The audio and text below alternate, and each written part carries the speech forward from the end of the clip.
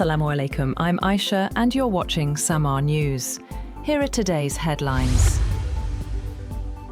Israeli troops have captured the strategic Beaufort castle, a Crusader-era fortress overlooking southern Lebanon. The seizure of the hilltop stronghold near Nabatea followed days of intense fighting and airstrikes in surrounding villages. According to reports, the operation marks Israel's deepest advance into Lebanon in more than 25 years.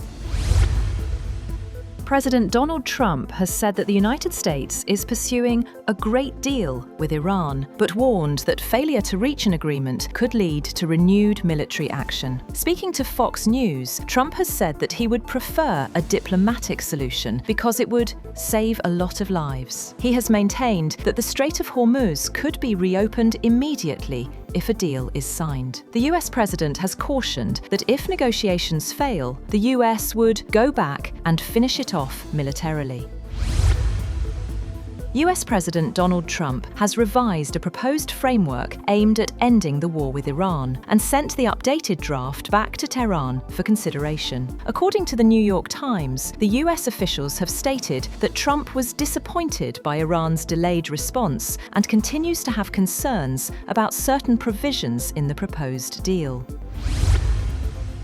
On the other hand, US Defense Secretary Pete Hegseth has warned that Washington is ready to restart attacks on Iran if diplomacy fails, while urging Asian allies to sharply increase defense spending to counter China's growing military power. Speaking at the Shangri-La Dialogue in Singapore, Hegseth said the United States remained capable of resuming operations against Iran, even as it continued to focus on security challenges in the Asia-Pacific region. Hegseth said negotiators from Washington and Tehran were still trying to bridge major differences blocking a deal.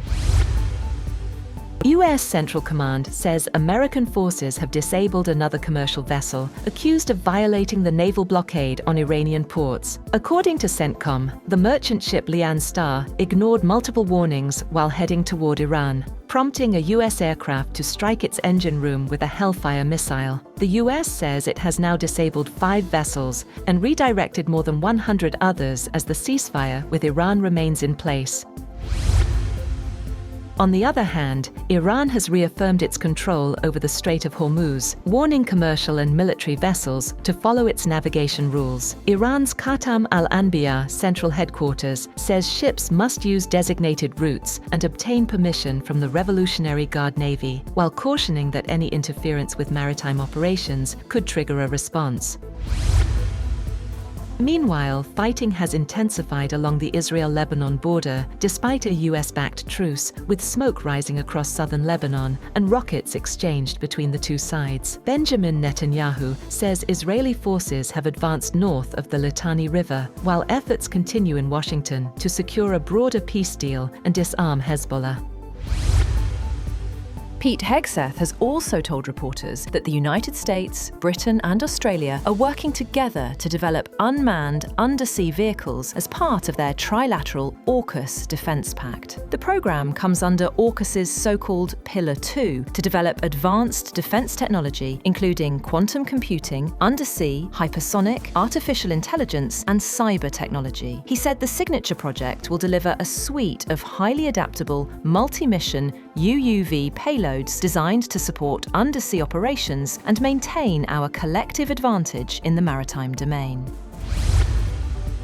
US President Donald Trump has suggested cancelling all musical performances at the Great American State Fair in Washington, D.C., after several musicians pulled out of the event. The fair, organised by Freedom 250 to mark America's 250th anniversary, is scheduled to open on June 24th. Organisers previously announced that Trump would launch the celebrations with a formal opening ceremony.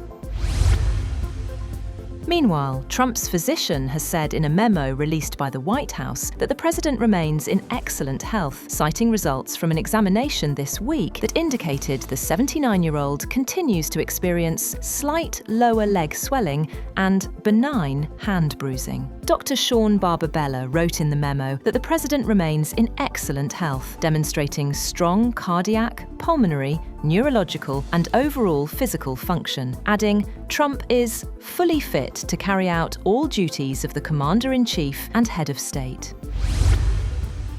Tedros Adhanom Ghebreyesus has called for greater international support to combat the spread of Ebola virus disease during a visit to the hardest-hit region of Democratic Republic of the Congo. Speaking in Bunia, capital of Ituri province, the World Health Organization chief has said that the international community was assisting the Congolese government, stressing that more support was needed to contain the deadly outbreak.